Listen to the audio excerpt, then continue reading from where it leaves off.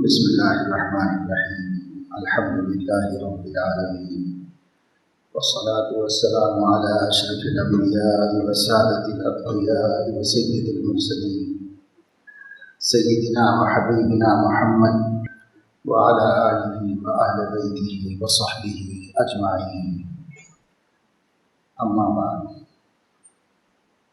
قال النبي صلى الله تعالى عليه وسلم: أكرموا أولادكم وأحسنوا آدابهم، أو كما قال عليه الصلاة والسلام. وقال عليه الصلاة والسلام: ما نحل والد ولدا أفضل من نحل أدب حسن، أو كما قال صلی اللہ علیہ وسلم. گزشتہ جمعے میں بہت تفصیل کے ساتھ آپ کے سامنے یہ بات آئی تھی کہ پیارے آقا سیدنا حضرت محمد صلی اللہ تعالی علیہ وسلم محسن اعظم ہیں اور انسانیت کو حیوانیت کی سطح سے اٹھا کر انسانیت کے بلند مقام تک پہنچانے کا کام اس دنیا میں آپ نے فرمایا، اور آپ صلی اللہ علیہ وسلم کی بدولت آج بھی انسانیت کو کہیں کوئی امید کی کرن نظر آتی ہے اور کہیں حقوق کی روشنی دکھائی دیتی ہے، تو وہ آپ ہی کی تعلیم اور آپ ہی کی رحمت للعالمین کے صدقے میں. آپ کے ذمے کیا کام تھا؟ 4 ذمہ داریوں کو قرآن کریم نے بار بار اجاگر کیا ہے، جس کا ہم نے گزشتہ آپ کے سامنے تذکرہ کیا. اللہ تعالیٰ جس کو اپنا محبوب اور مقبول بندہ بناتے ہیں، بالخصوص جس کو نبوت کے لیے منتخب فرماتے ہیں، وہ ہمہ جہت شخصیت ہے. دوسروں پر آپ نظر ڈالیں گے، کسی جہت اور کسی پہلو سے وہ باکمال ہوتے ہیں اور وہی ان کی محبوبیت اور مقبولیت کا سبب بن جاتا ہے. لیکن نبی کسی جہت سے باکمال نہیں، بلکہ ہمہ جہت باکمال ہوتا ہے. ایک انسان کی زندگی میں جتنی خوبیاں ہونی چاہیے، جس اعتبار سے ہونی چاہیے، جس نسبت سے ہونی چاہیے، جس رشتے سے ہونی چاہیے، وہ سب کی سب نہ صرف نبی میں موجود ہوتی ہے بلکہ بدرجہ اتم موجود ہوتی ہے، مکمل کمپلیٹ ان کے اندر. سیدنا محمد الرسول اللہ صلی اللہ علیہ وسلم تو پھر نبیوں کے نبی اور انبیاء کے امام تھے، تو ان کی ہستی اس اعتبار سے اور بھی زیادہ جامع اور بھی زیادہ باکمال. ہم اپنے نبی سیدنا محمد الرسول اللہ صلی اللہ علیہ وسلم کو جان پہچان نہیں سکے. ہمارے سامنے ایک سرسری تعارف ہے اور ایک دھندلا سا خاکہ نقشہ آپ کی زندگی کا، آپ کے خلق کریم کا، جو کچھ کانوں میں پڑ گیا، کچھ گھر والوں سے، کچھ بڑوں سے، کچھ علماء سے، اس کو لے کر کے ایک خاکہ دھندلا سا ہمارے ذہن میں. غنیمت ہے کہ پھر بھی اس کی وجہ سے عقیدت ہے، احترام ہے.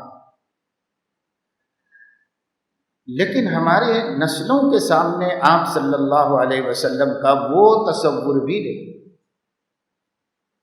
اور ہماری عورتوں کے سامنے بھی علل اکثر آپ صلی اللہ علیہ وسلم کی زندگی کا کوئی خاص خاکہ اور تصور نہیں.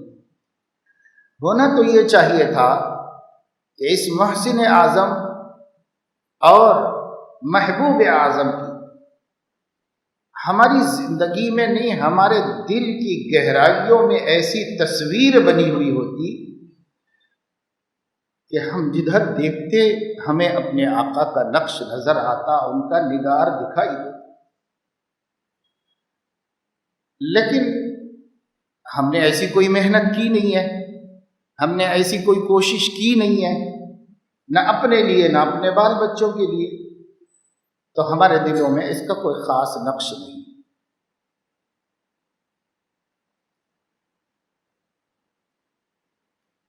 ایک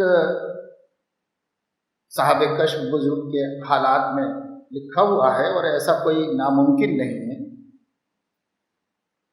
کہ ان کی ایک لشکر کے ساتھ ایک دشمن سے جنگ ہوئی، مقابلہ ہوا، تو ایک غیر مسلم راجا کے ساتھ جنگ تھی، سیاسی جنگ تھی، ایک دوسرے کے مقابل ہو گئے، تو یہ بھی اس میں شریک تھے۔ انہوں نے جرأت اور جسارت اور ہمت کا مظاہرہ کرتے ہوئے اپنے آپ تک اس مہاراجا تک پہنچا دیا اور اس پر براہ راست حملہ کر دیا، کیونکہ وہ بھی میدان جنگ میں تھا۔ جنگ میں تو ایک دوسرے کا مقابلہ کیا جاتا ہے اور ایک دوسرے کو شکست دینے کی کوشش کی جاتی ہے، جنگ میں یہی ہوتا ہے۔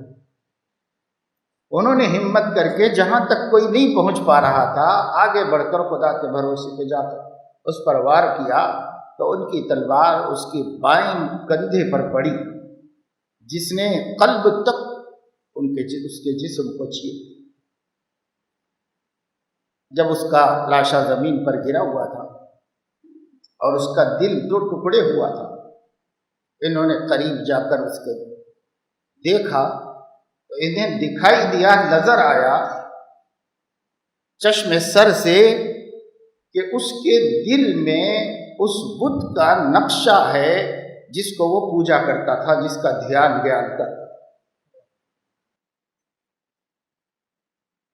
اس پر انہوں نے اپنے تعلق رکھنے والوں کو، مریدین کو بلایا اور دکھایا اور بتایا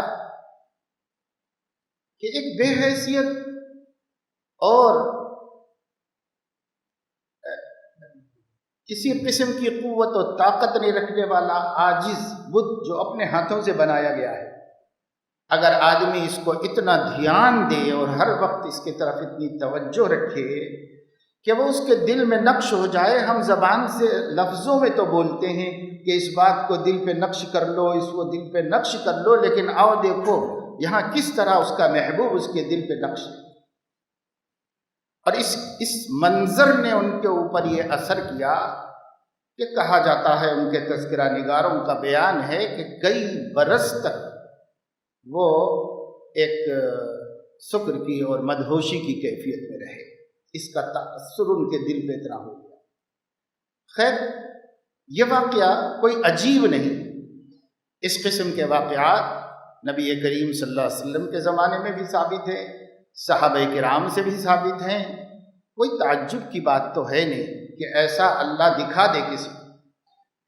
یہ آپ کو غور کرنے کی ضرورت ہے کہ کسی کی محبت دل میں نقش کر لو کا کیا مطلب ہوتا ہے۔ اتنا دھیان دو کہ دل اس کے دیدار سے ہمہ وقت محظوظ اور لذت اندوز ہوتا ہے۔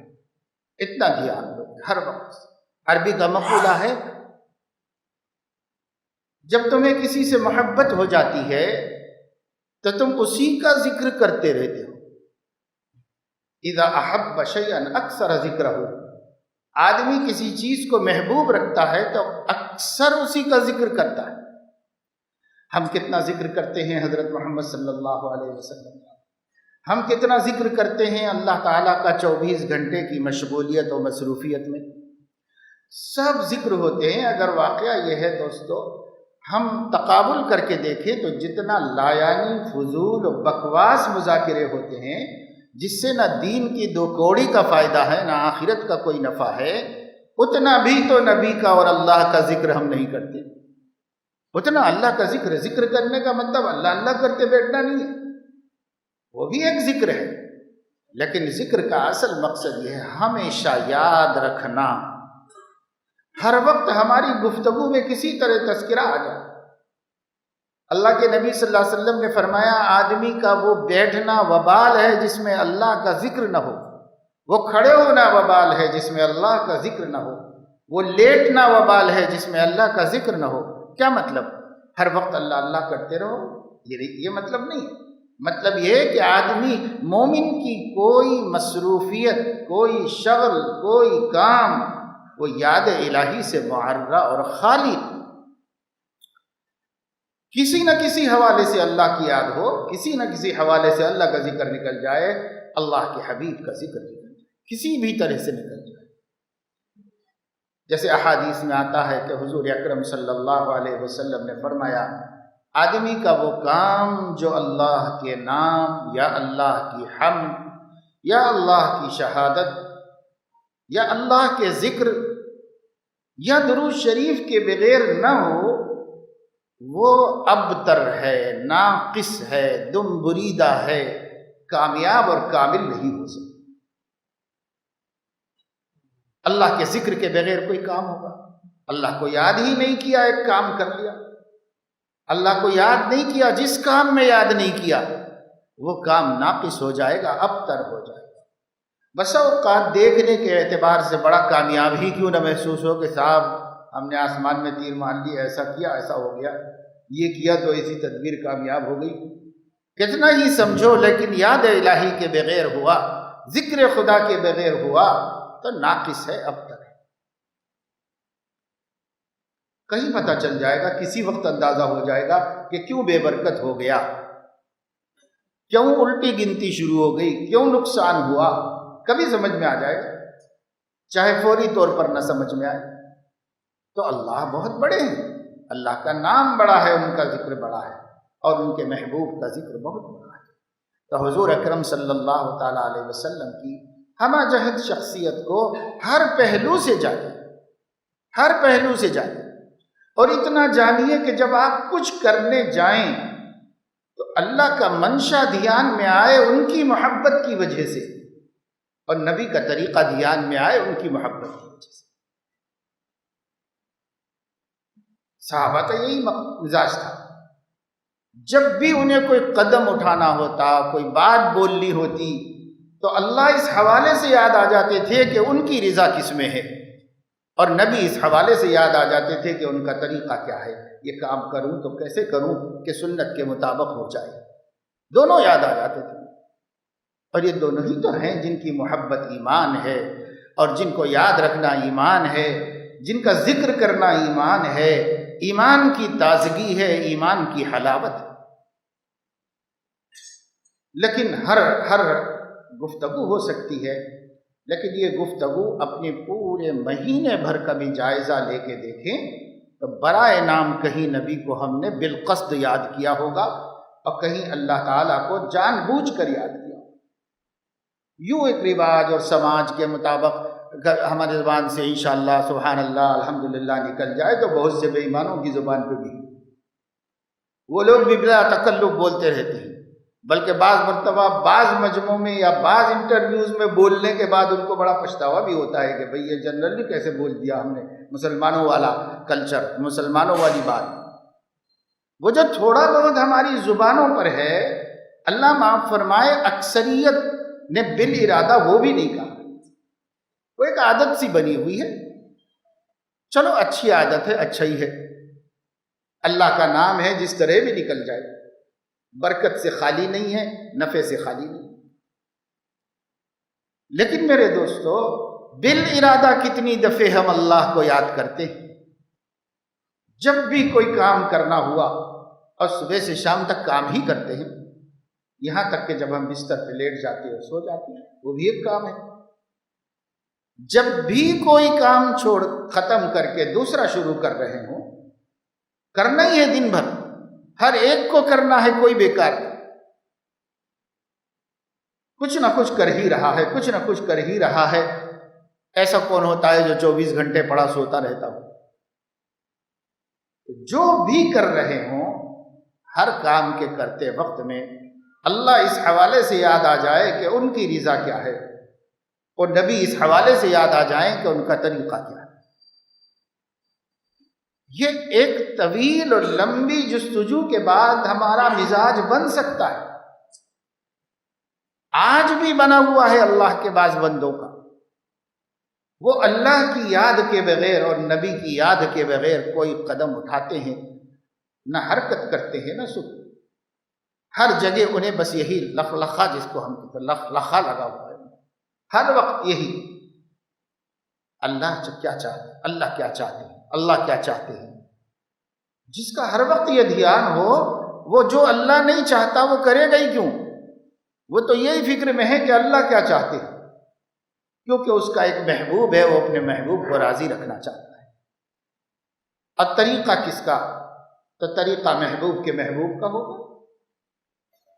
محبوب کے محبوب کا طریقہ ہوگا تو پسندیدہ ہوگا، مقبول ہوگا، اس لیے اس کے دھیان میں ہے، ان کی فکر میں ہے۔ اور پھر اس وجہ سے بھی کہ دنیا میں کوئی بھی کام کرنا ہو، اگر وہ کام انسانی شرافت کے مطابق ہے اور کیا جانا چاہیے، تو اس کام کا دنیا میں جتنے طریقے ہوں گے ان سب میں سب سے اعلیٰ، افضل، خوبصورت، کامل و مکمل طریقہ سیدنا محمد الرسول اللہ صلی اللہ علیہ وسلم۔ ساری دنیا کھاتی ہے لیکن نبی کا کھانے کا بھی ایک طریقہ ہے۔ ساری دنیا پہنتی ہے لیکن نبی کے پہننے کا بھی ایک طریقہ ہے۔ ساری دنیا سوتی جاگتی ہے، نبی کے سونے جاگنے کا بھی ایک طریقہ ہے۔ آپ ساری دنیا کے طریقوں کو سامنے رکھو، پیارے آقا صلی اللہ علیہ وسلم کے طریقے کو سامنے رکھو،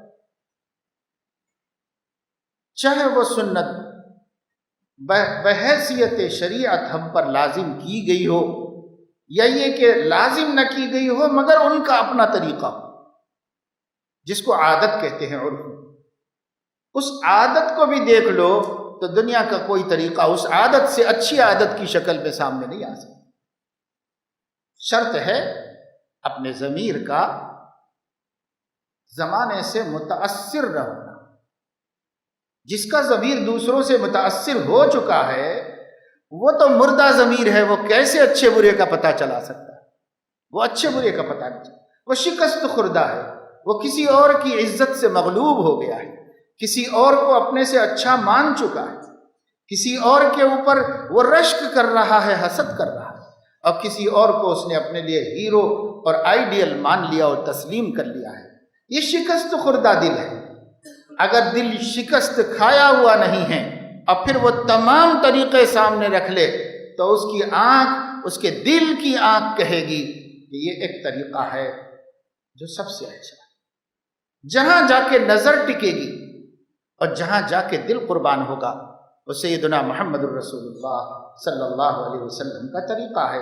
یہ لفاظی نہیں ہے، یہ کوئی مجلس گرمانے کی باتیں نہیں ہیں، حقیقت ہے۔ کوئی تجزیہ تجربہ کر کے دیکھے صاف دل کے ساتھ، قلب سلیم سے، اور جس کی نظر پاک ہو، جو پہلے سے آلودہ نہ ہوئی ہو کسی اور چیز سے، کسی اور منظر سے، وہ کر کے دیکھ لے، دیکھے اس کی آنکھ دیکھے گی اور سمجھ ز فرق تا بقدم ہر کجا کے می نگرم کرشمہ دامن دل می کشت کے جائی جہاں۔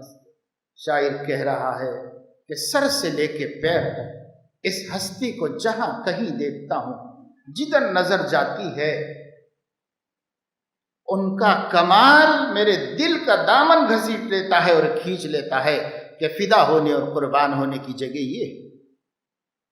ہر کمال، ہر جدھر دیکھو کمال، جدھر دیکھو کمال، کرشمہ ان کا کمال دامن دل بھی کشت کے جا ایجاست، قربان ہونے اور فدویت کا مقام یہ ہے، یہاں آؤ، یہاں قربان ہو جاؤ۔ صحابہ اگر یہ کہتے تھے یا رسول اللہ فدا کا ابی و امی، اے اللہ کے رسول میرے ماں باپ آپ پر قربان، تو یہ ان کی لفاظی نہیں تھی، انہوں نے ماں باپ کو قربان بھی کر دیا تھا اگر ضرورت پڑی تھی نبی پاک صلی اللہ علیہ وسلم کے لیے۔ ان کی ہستی ایسی ہے کہ سب کچھ کھویا جا سکتا ہے پانے کے واسطے اور سب کچھ قربان کیا جا سکتا ہے۔ سیدنا محمد الرسول اللہ صلی اللہ علیہ وسلم کی ہمہ جہت اور ہمہ گیر پہلوؤں میں سے ایک پہلو آپ صلی اللہ علیہ وسلم کا بچوں سے محبت کرنا ہے۔ آج مسلمانوں میں یہ سنت نہیں، بچوں سے محبت کی جائے، بچوں سے پیار کیا جائے۔ بچے حقدار ہیں کہ ماں باپ ان سے پیار کریں، بچے حقدار ہیں کہ بڑے ان سے شفقت کا معاملہ کریں، محبت کا معاملہ کریں، وہ ان کا حق ہے۔ آج ہم مسلمان اس حق کو چھینتے ہیں، دعائیں کر کے، ارمانیں کر کے، تمنائیں کر کے اللہ پاک سے اولاد مانگتے ہیں، اللہ پاک اولاد دیتا ہے تو ان کے حقوق کو نہیں ادا کرتے۔ ان کے حقوق میں ایک حق محبت کا ہے، محبت کرو، پیار کرو ان سے، ظاہری طور پر بھی کرو، دل سے بھی کرو، دماغ سے بھی کرو۔ بہت سے لوگ ہیں دماغ سے تو کرتے ہیں، صاحب اچھا پڑھاؤ لکھاؤ، قابل بناؤ، بچے جاہل نہ رہیں، بچے اچھا اپنے پیروں پہ کھڑے ہوں، بچے کو اچھی نوکری ملے، اچھا کمائیں، عقلی طور پر تو وہ کرتے ہیں بھلائی ان کے ساتھ، لیکن عملی طور پر نہیں کرتے ان کے ساتھ۔ سوچتے اچھا ہیں، کرتے اچھا ہیں، دن رات محنت کر رہے ہیں، کما رہے ہیں، اپنی خواہشات سب لٹا دی کہ کچھ بچوں کے لیے جوڑیں، کچھ کمائیں، کچھ جائیداد بنائیں، کچھ بچوں کے لیے اچھا کریں، پڑھائیں لکھائیں، اچھے اسکول میں شریک کریں، اچھی ڈگری دلائیں، سب کر رہے ہیں، لیکن یہ کہ طرز عمل سے ایک بالکل اجنبی شخص کی طرح معاملہ کرتے ہیں۔ طرز عمل کے ساتھ ان کو پیار اور محبت کا معاملہ نہیں کرتے۔ اور نفسیاتی طور پر واقعہ یہ ہے میرے دوستو کہ ایک آدمی کو پیسہ مت دیجیے، ایک آدمی کو کھلائیے پلائیے مت، ایک آدمی پر کوئی آپ خیر خواہی نہ کرے، مگر اس کا من کرتا ہے کہ کوئی ہم سے پیار سے بات کر لے، اس کا جی یہ چاہتا ہے کہ کوئی محبت بھری بات کہے۔ آج ہوتا یہ ہے کہ ہمارا مزاج بن گیا کہ اپنی اولاد سے تو روکھی بات کرتے ہیں، دوسروں سے بڑی شفقت پیار کی بات کرتے ہیں، دوسروں کی اولاد سے۔ ہر کوئی یہ کر رہا ہے کہ دوسروں کے بچوں سے بڑے محبت سے بات کر رہا ہے، اپنے بچوں سے جھڑک رہا ہے اور انہیں دھتکار رہا ہے، یا وہ یہ محسوس کر رہے ہیں کہ ابو ہم کو نہیں چاہتے، ہمارا ان کے ساتھ یہ معاملہ، اور دوسروں کے بیٹے کیسے ہو، اچھا پڑھ رہے ہو، کیا کر رہے ہو، ماشاءاللہ، تو وہ سمجھتے۔ اب ہو یہ رہا ہے ہر آدمی سے دوسروں کے بچے محبت کر رہے ہیں اور اپنی اولاد جا کے دوسروں سے محبت کر رہے ہیں۔ کوئی بھی ابو سے محبت کرنے والا نہیں، عام طور سے چھوٹے رہنے تک تو پھر بھی بچے کرتے ہیں، لیکن جیسے جیسے شعور آتا ہے، سمجھ آتی ہے تو دوریاں پیدا، کیونکہ وہ محسوس کرتے ہیں کہ رویہ محبت کا نہیں ہے، اور پڑوسی کے باپ سے دیکھتے ہیں کہ وہ محبت کا رویہ ہے اس کا۔ تو اب یہ ہو گیا کہ انٹی انکل تو ماں باپ کی طرح ہو گئے اور ماں باپ جو ہیں وہ اجنبیوں کی طرح ہو گئے۔ یہ ہو رہا ہے سب بچوں کے لیے۔ ایسا کیوں؟ اس کی وجہ یہ ہے کہ ہم نے سنت نہیں سیکھی، اپنے بچوں سے رابطہ کیسے رکھی، اپنے بچوں سے تعلق کیسے رکھی۔ میں اکثریت کی بات کہہ رہا ہوں، ایسا نہیں ہے کہ سب ایسے، بہت سے لوگ ہیں جن کو بوڑھے ہو جانے تک بھی ان کی اولاد ایسے مانتی اور جانتی ہے جیسے کوئی ان کا معشوق اور محبوب، سب کچھ لٹانے اور قربان کرنے کے لیے تیار ہے۔ کیوں؟ اس واسطے کہ پہلے انہوں نے ایسا رویہ ان کے ساتھ کیا، کیونکہ وہ پہلے ہیں، بچے بعد میں ہیں، تو پہلے والوں نے جب ایسا کیا تو اگلے والوں نے بھی اس کے جواب میں وہی کیا۔ آج جو بو گے کاٹو گے کل۔ ہمارا اپنا رویہ کیسا ہو، اس کو سنت میں تلاش کریں۔ سیدنا محمد الرسول اللہ صلی اللہ علیہ وسلم بچوں سے مذاق بھی کر لیتے تو اتنے بڑے مرتبے سے، ان کے گھر میں ان کی اپنی اولاد تو چھوٹی اب رہی نہیں تھی، جب ان کو دیکھا جا رہا تھا، دنیا کی آنکھیں انہیں دیکھ رہی تھی، تب ان کی چھوٹی اولاد نہیں تھی، ہاں ان کی بیٹی کی اولاد تھی ان کے سامنے، ان کے رشتہ داروں کی اولاد تھی، اور ان کے اصحاب، ان کی اولاد ان کے سامنے تھی، ان کے ساتھ ان کا کیا سلوک تھا۔ ان کا اپنا بیٹا تو بڑی عمر میں حضرت ماریہ کے بطن سے پیدا ہو کر 1.5-2 برس کے قریب میں انتقال فرما گئے تھے حضرت ابراہیم۔ تو سلوک تھوڑا بہت اولاد کی اولاد کا کے ساتھ صحابہ کی آنکھوں میں ریکارڈ کیا، اور اسے آج تک ہمارے سامنے حدیث کی کتابوں میں محفوظ کیا۔ محدثین کو اللہ تعالیٰ جزائے خیر دے کہ انہوں نے بڑی چھان پٹک کر کے، بڑی تحقیقیں کر کے، اصول ضابطے قاعدے بنا کر کے کہ کوئی بات نبی کی طرف غلط منسوب نہ ہونے پائے، جو بات بھی کہی جائے، 2 ٹوک کہی جائے، 16 آنے کہی جائے، بالکل سچ سچ اور سچ۔ اب شبہ ہی نہیں رہ گیا محدثین کی تحقیق کے بعد جو حدیثیں ہمارے سامنے آ گئی کہ یہ بات حضور کی نہیں، یہ واقعہ نبی پاک صلی اللہ علیہ وسلم کا نہیں ہے، اس میں کوئی شک نہیں رہے گا۔ دنیا میں کسی کی سیرت اس طرح محفوظ نہیں ہے کہ شک شبے سے بالا تر ہو سوائے سیدنا محمد رسول اللہ صلی اللہ علیہ وسلم کی شخصیت کے، پھر بھی ہمارے لیے اس میں کوئی دلچسپی نہیں۔ آقا صلی اللہ علیہ وسلم کو بیٹی نے کہلوایا، ابا جان سے کہو کہ میرے بچے کی طبیعت بہت خراب ہے اور آخر ہوگی۔ آپ صلی اللہ علیہ وسلم ضروری کام میں مصروف تھے۔ آپ نے چند لوگوں کو بھیجا، 2 یا 3 آدمیوں کو بھیجا، ان سے کہا میری بچی کے گھر جاؤ اور اس سے میرا سلام کہو اور یوں کہو کہ اللہ سے ڈرے اور صبر کا معاملہ رکھے، یہ ٹائم صبر کرنے کا ہے، صبر کرے۔ یہ نصیحت پہلے بھجوا دی تاکہ دیر نہ ہو جائے۔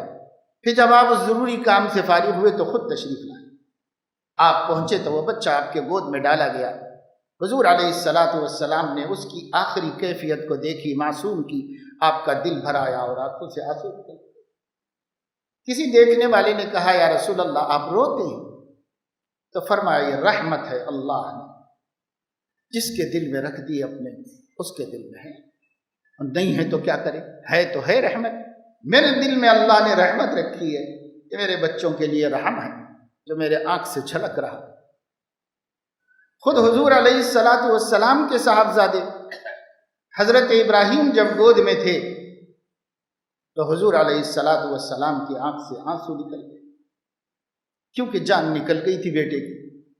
کسی نے کہا یا رسول اللہ وانت تبکی، آپ بھی روتے ہیں حادثات میں اور مصائب میں اور مشکلات میں؟ گویا وہ سمجھ رہے تھے کہ یہ صبر کے خلاف ہے، وہ یہ سمجھ۔ حضور علیہ الصلاۃ والسلام نے فرمایا ہاں جی، آنکھیں رو رہی ہیں اور دل غمگین ہے، مگر ہم زبان سے وہی کہتے ہیں جو ہمارے اللہ کو منظور ہے۔ لیکن محبت کو کیا کریں؟ محبت تو اللہ نے دل میں رکھی ہے، یہ محبت ہے۔ محبت حضور علیہ السلام نے صدموں کے موقع پہ ہی نہیں، کھیلتے کودتے بچوں کے۔ حدیث میں بخاری شریف میں کتنے واقعات ہیں پاکی ناپاکی کے حوالے سے کہ لوگ بچوں کو حضور علیہ الصلاۃ والسلام کے پاس لاتے تھے، آپ انہیں گود میں اٹھا لیتے تھے۔ عبداللہ ابن زبیر رضی اللہ تعالیٰ عنہ غالباً پہلے نرینہ لڑکے ہیں جو ہجرت کے بعد مدینہ منورہ میں پیدا ہوئے مسلمانوں کے خاندان میں۔ اس بچے کو لایا گیا حضور علیہ الصلاۃ والسلام کی خدمت میں، اور حضور علیہ السلام نے انہیں گود میں بٹھا لیا اور انہوں نے گود میں پیشاب کر دیا۔ ایک بچی کی طبیعت ناساز تھی اور انہیں لا کر کے حضور علیہ الصلاۃ والسلام سے دعا پڑھوانے کے لیے ان کی ماں لے کر کے آئیں۔ جب حضور علیہ الصلاۃ والسلام کے پاس ان کو چھوڑا، آپ نے ان کو گود میں بٹھا لیا اور حضور صلی اللہ علیہ وسلم نے ان کو دعا پڑھی اور اسے صحت ہو گئی، اسی وقت معجزے سے صحت ہو گئی۔ پھر وہ کہتی ہیں کہ میں ادھر کھیلنے لگی، ادھر ادھر دوڑتے ہوئے آپ کے اطراف میں، پھر پیچھے سے چلی گئی اور آپ کے پشت مبارک کی طرف جا کے دیکھا تو آپ کے پشت مبارک پر مہر نبوت مجھے نظر آئی، اور وہ اس طرح تھی۔ تو چھوٹے چھوٹے بچے لائے جاتے تھے۔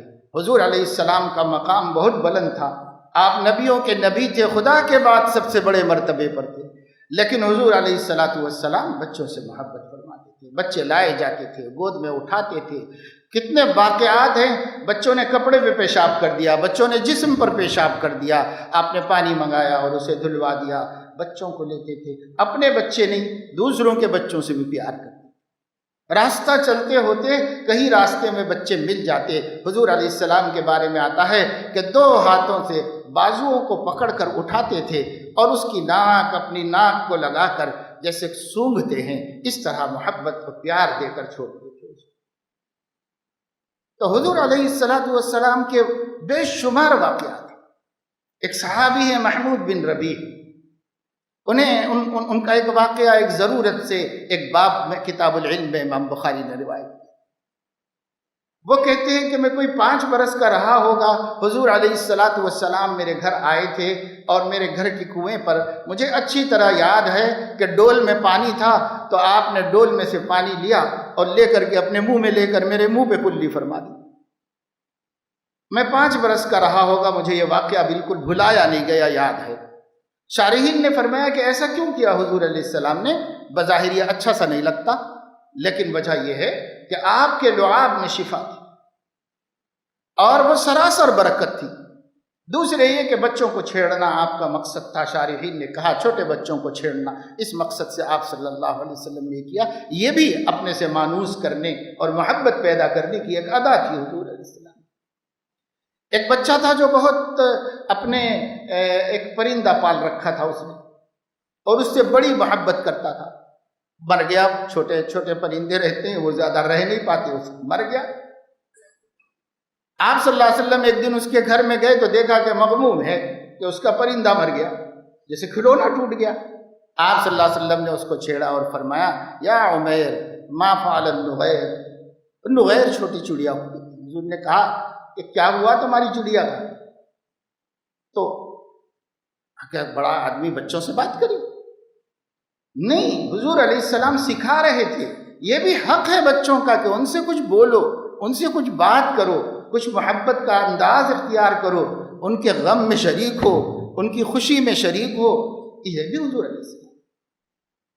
حضرت ابو بکر آئے مسجد میں تو دیکھا کہ حضور علیہ السلام 2 گھٹنوں اور 2 ہتھیلیوں پر جھکے ہوئے، اور سیدنا حسن رضی اللہ تعالیٰ عنہ ان کو اوپر بیٹھے ہوئے، اور آپ انہیں لے کے گھما رہے۔ کیا مقام ہے اور کیا کر رہے ہیں بچوں کے ساتھ؟ آج ہماری شان ان چیزوں کی اجازت نہیں دیتی، سب میں اتنا بڑا آدمی ایسے کیسے حرکت کروں، دور رہو، وہی ٹھہرو۔ صاحب ہم بڑے پاک پاکیزہ نمازی ہیں، بچے آ جائیں گے کچھ ہو جائے گا۔ اب وہ کتنے بڑے پاک پاکیزہ تھے، وہ کتنے بڑے نمازی تھے، لیکن نہیں۔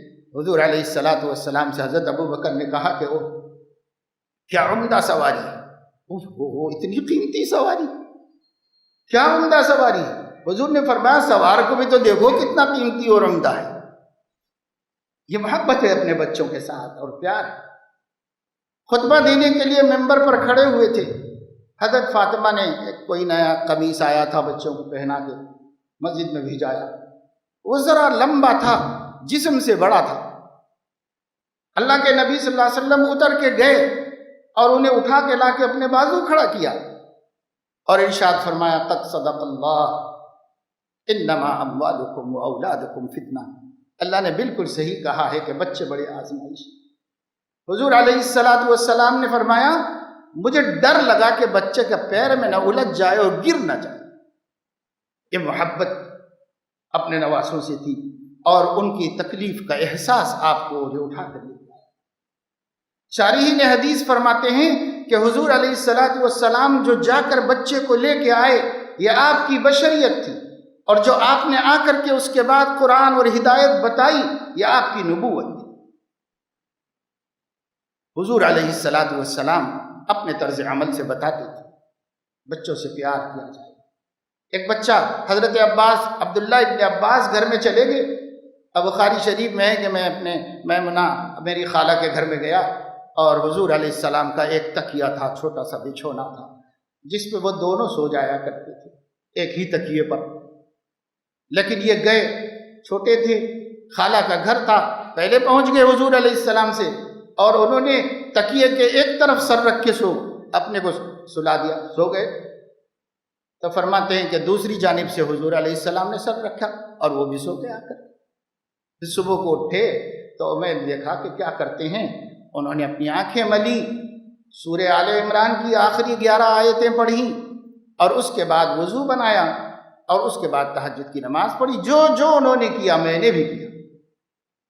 پھر حضور علیہ الصلاۃ والسلام کے بازو کھڑے ہو گیا، میں بائیں جانب کھڑا ہو گیا تھا، آپ نے مجھے پیچھے سے لے کے داہنی جانب کر لیا اور پھر حضور علیہ السلام نے مجھے سینے سے چمٹایا کہ چھوٹا سا بچہ میں نے جتنے اچھے کام کیے سب کاموں میں شریک ہوا، تو مجھے سینے سے چمٹایا اور پھر میرے لیے دعا دی کہ اللہ تعالیٰ اس کو دین کی سمجھ عطا فرما۔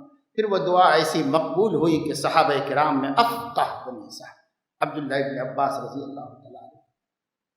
بچوں کے ساتھ ہر طرح کا آپ کا رابطہ، بچوں کے ساتھ ہر طرح کا سلوک، غمزدہ بچوں کا، یتیم بچوں کا خیال، ان کے لیے محبت کا معاملہ کرنا۔ حضرت جعفر شہید ہو گئے، حضور علیہ الصلاۃ والسلام تیسرے دن ان کے گھر تشریف لے گئے۔ آپ کے چچا زاد بھائی تھے ان کی بیوہ سے فرمایا دیکھو آج تیسرا دن ہے، آج کی رات گزرنے کے بعد اس گھر میں ماتم باقی نہیں رہنا چاہیے، ماتم ختم ہو جانا چاہیے۔ بچوں کو بلایا، ان کے بال درست کروائے، ان کے کپڑے صحیح کروائے۔ یہ حضور علیہ السلام کے چچا زاد بھتیجے تھے، یہ ان کے ساتھ محبت کا معاملہ فرمایا۔ بے شمار واقعات ہیں جن کی تفصیل کا موقع نہیں، میں صرف یہ عرض کرنا چاہ رہا ہوں۔ آپ علماء نے اس پہلو پہ روشنی ڈالی، اس پر کتابیں مستقل لکھ دی گئی کہ حضور علیہ السلام کا بچوں کے ساتھ سلوک کیا تھا، بچوں کے ساتھ آپ کی محبت کا معاملہ کیا تھا۔ کتنے واقعات ہیں، ایک ایک واقعے سے ہمیں سبق ملتا ہے کہ وہ جو ہمارا بہت باوقار خودداری کا بڑا پن ہے اور سمجھتے ہیں کہ یہ کوئی اچھا کام ہے اپنی اولاد کے ساتھ، حالانکہ یہ نہیں ہے۔ اگر اچھا ہوتا تو ہمارے نبی ایسا کرتے ان کے ساتھ معاملہ، جو نبی نے کیا ہے وہ سب سے اچھا ہے۔ اب وہی ہمیں سیکھنا ہے اور اپنی طبیعتوں کو بدلنا ہے اور اپنی اولاد کو وہ پیار اور محبت دینا ہے کہ بچے ہمارے علاوہ کسی کے وفادار نہ ہوں، دوسروں کے ساتھ خیر خواہی کریں گے، انسانیت کریں گے، سب کریں گے، لیکن اپنے امی اپنے ابا سے بڑھ کر کسی کا معاملہ نہیں۔ آج اولاد کی نافرمانیوں کی شکایت ہے، آج اولاد کے ہمارے ساتھ حسن سلوک نہ کرنے کے شکوے ہیں، بے شک کر رہے ہیں بچے ایسا، اور تکلیف دہ بات ہے، سوہانے روح ہے ان کی یہ حرکت، لیکن ذرا یہ دیکھو کہ وہ پہلے ہیں یا ہم پہلے ہیں۔ جب پہلے سے ہم ہیں تو ہم نے کیا دیا تھا جو ان سے لینے کا ہم ارادہ کرتے۔ اس وجہ سے ہمیں اپنے رویے کو بدل کر اچھا سلوک کر کے، سنت والا سلوک، بس اور کچھ نہیں، سنت والا سلوک، نبی والا طریقہ، دین کے معاملے میں کسی کی رعایت نہیں کی، نظر انداز نہیں کیا، خدا کے حکم کو ٹوٹنا برداشت نہیں کیا، لیکن پیار اور محبت اور انسانیت اور جو جو ان کو دے سکتے تھے اس میں بھی ایک دقیقہ اٹھا کے نہیں رکھا حضور علیہ السلام۔ ہمیں بھی یہی کرنا چاہیے کہ جہاں اللہ کا معاملہ ہے وہاں سخت بننا چاہیے، اور جہاں پر اپنا معاملہ ہے وہاں پر فدویت کا، بچوں کے ساتھ محبت کا ایسا معاملہ کہ ان کا دل بھی ہماری طرف جھکے اور وہ بھی ہمیں چاہنے والے بن جائیں، اور انہیں محسوس ہو ہمارے سر پہ کوئی سایہ ہے، انہیں ہر وقت یہ محسوس ہو ہم اکیلے نہیں ہیں، ہمارے سر پہ کوئی سایہ ہے، سایہ بھی بڑا شفیق و مہربان ہے، ادھر اماں ہیں اور ادھر ابا ہیں، اور ان کی شفقتیں جب تک ہیں ہمیں کیا پرواہ ہے، ہمیں کیا فکر ہے۔ یہ احساس ہو اور یہ اطمینان ہو، یہ اطمینان ان کو نبی نے دیا اور ہمیں بھی دینا چاہیے ایسا۔ اس لیے اس پہلو سے بھی جانے کی کوشش کریں۔ یوں ایک روزہ جشن منا کے نبی کی محبت کا حق ادا نہیں ہوتا، آپ پورے سال کوشش کرو، ایک ایک پہلو کو نبی کے جانو اور ایک ایک پہلو کو تفصیل سے سمجھو اور اپنی زندگی میں اسے کھوجو، ہے تو خدا کا شکر بجا لاؤ اور نہیں ہے تو اسے پیدا کرو۔ یہ ہے نبی کے ساتھ وفاداری اور یہ ہے عشق و محبت کا تقاضا۔ پوری زندگی سال بھر اور صبح سے لے کے شام تک اور شام سے لے کے صبح تک نبی کے باغیوں کے طریقے پہ گزارتے رہیں اور سال میں ایک مرتبہ اچھل کود کر کے سمجھیں کہ ہم نبی والے ہیں، تو یہ اپنا ہی دھوکہ ہوگا، اپنے دل کو تسلی دینے کا سامان ہوگا۔ نبی کو دھوکہ دینے ہم کامیاب نہیں ہو سکے، نہ اللہ دھوکہ کھاتا ہے نہ نبی دھوکہ کھاتا ہے۔ اس وجہ سے ہمیں چاہیے سچی محبت کرو، وفاداری کا ثبوت دو، اپنے آپ کو وقف کر دو۔ اپنے آپ کے لیے ترجیح کس کی ہے یہ طے کر لو کہ مجھے ہر جگہ جہاں ٹکراؤ ہوگا جو نبی چاہتے ہیں اس کو آگے کر دوں گا، جہاں ٹکراؤ ہوگا جو نبی چاہتے ہیں وہ اس کو آگے کر دوں گا۔